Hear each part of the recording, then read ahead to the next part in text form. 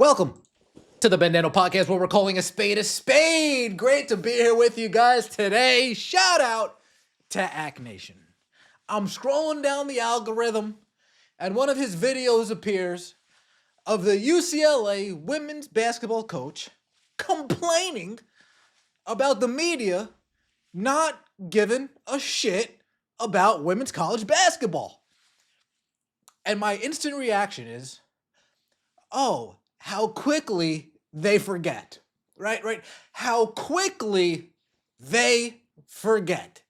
As the Pope would say, no Clark, no spark.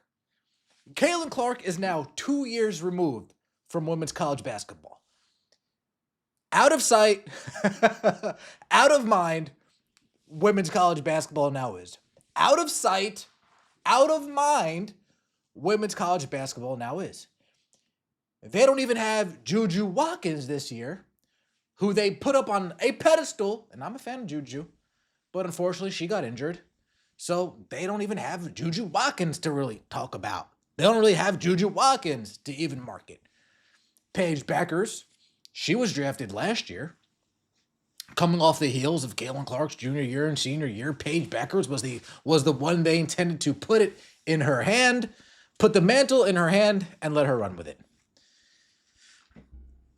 Well, the fall off from Caitlin Clark getting drafted to where we are 2 years later, it's almost as if for women's college basketball, Caitlin Clark never existed for the casual fan.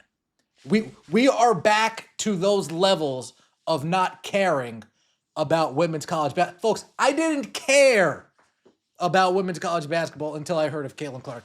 Guilty as charged. And I didn't care. ESPN didn't care. Fox Sports didn't care. Independent media didn't care. Random podcasters didn't care. They just didn't care. And now that she's no longer in college basketball, well, Corey Close, the head coach of the UCLA women's basketball team, is now getting smacked with a dab of reality. UCLA coach calls out missing media after ranked women's basketball game. Where are you guys at? You guys for the last few years were telling me you loved women's basketball, but where are you guys all at now? You don't want to cover this great UCLA team? No, not really. I kind of got other things to do. I kind of have other things to watch. You know, there's college football playoff. You know, there's hockey. And there's what's that other league? Oh, yeah, the NFL is taking. Yeah, there's some other things that media would rather do. They saw Caitlin Clark. They saw the hype. They saw the attention. They jumped on board. You guys really bought into the fact that they cared about you. What did they say in Temptation? Nobody care about you, Otis. They're here for me. Yeah. Well, we didn't really care about the rest of y'all. We were here for Caitlin Clark. And now that Caitlin Clark's gone, well, so has the hype. So has the excitement. Shout out to Rudy coming out of the podcast. Rudy texted me because I haven't been watching women's college basketball at all. He texted me, 2-3 weeks ago. He says, hey, tune into this USC Notre Dame game. The game Hannah Hidalgo hits the buzzer beater. And I tune in, and the first play that I watch is Jazzy Davidson missing a wide open layup. Oh, what a great first impression. Hannah Hidalgo comes down, hits a buzzer beater in USC's face. That's game. And that's the extent of women's college basketball that I've watched. Not excited. My interest levels are back to me prior to finding out about Caitlin Clark. And it seems as if everybody's interest levels are back finding out pre-Caitlin Clark. Do they have studio shows talking about this stuff anymore? Are there entire segments and vignettes talking about these players like there were 2-3 years ago? I haven't seen it. Caitlin Clark, she hit first take. They were talking about Caitlin Clark on ESPN every day when she was at Iowa. Caitlin Clark and Lisa Bluter. Caitlin Clark in Iowa. Caitlin Clark. Caitlin Clark. And now she's gone, and now there's no Clark, no spark. Is anybody really watching Dawn Staley in South Carolina? No? Oh, okay. I was just asking. Shout out to Kim Mulkey. Kim, you're my girl. We really pay attention to LSU and Flaugier and Michaela. No? Oh, okay. I was just asking. I was asking a question. Brutal.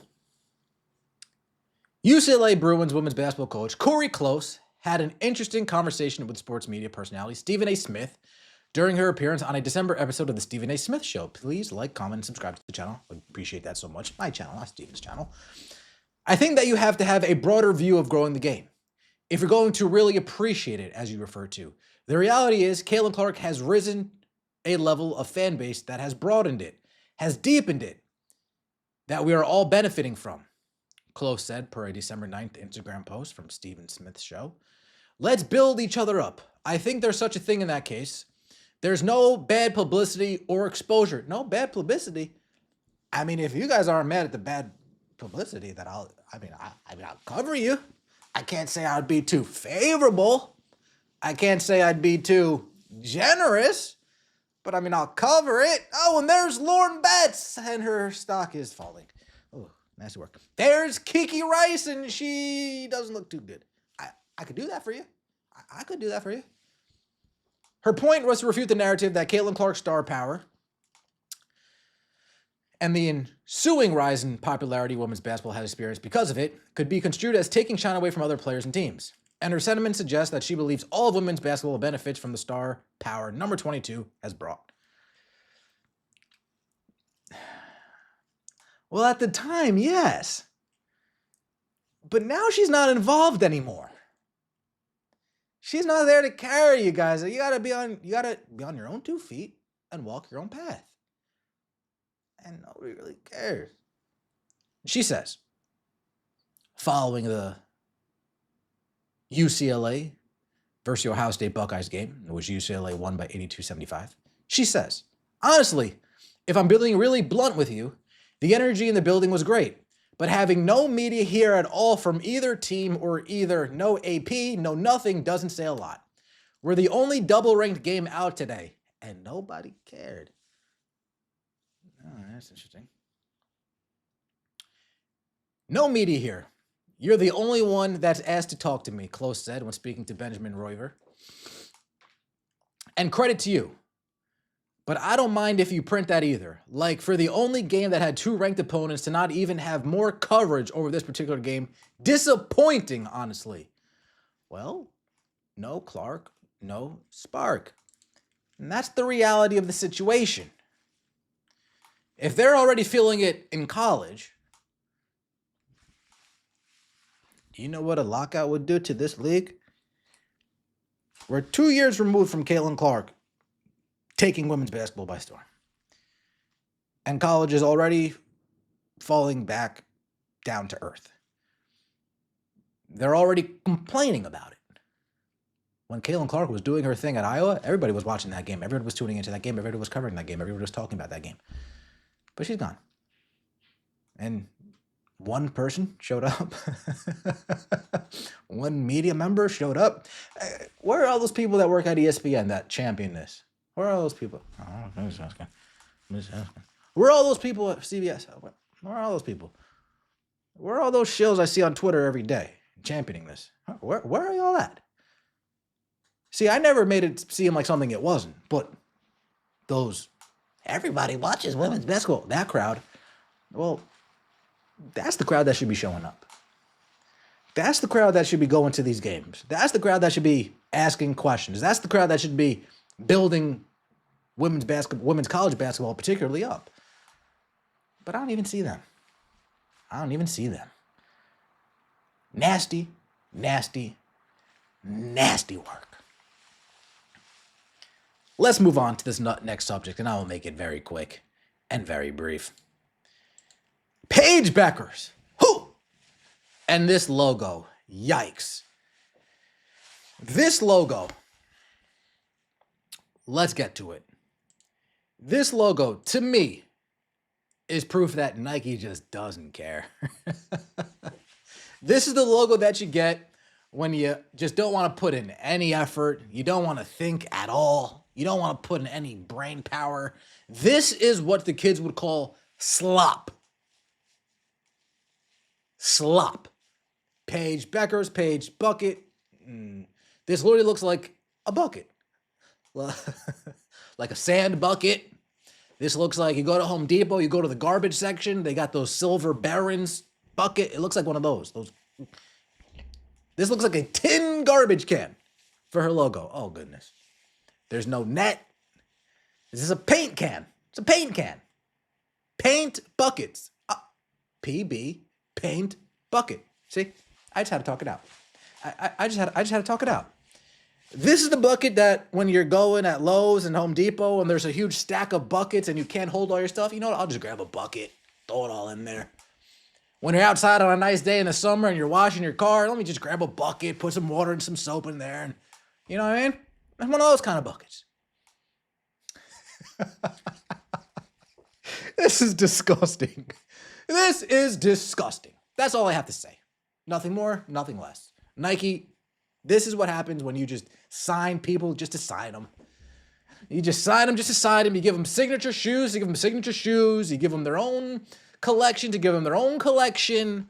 You get this. How many eyes did this need to pass for this to get to the stage where it's now being filed for a trademark? Like, how many different eyeballs see this and then say, oh, yeah, this is good. Move it to the next person down the line. Oh, yeah. This is good. Oh, Paige Bueckers. I get it. It's a bucket. Brilliant. Yeah, this is good. And then the masses see it and they're like, wait, huh? Wait, huh?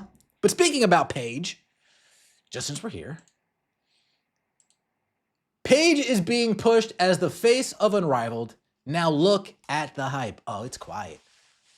Unrivaled starts in 7 days. They got nobody.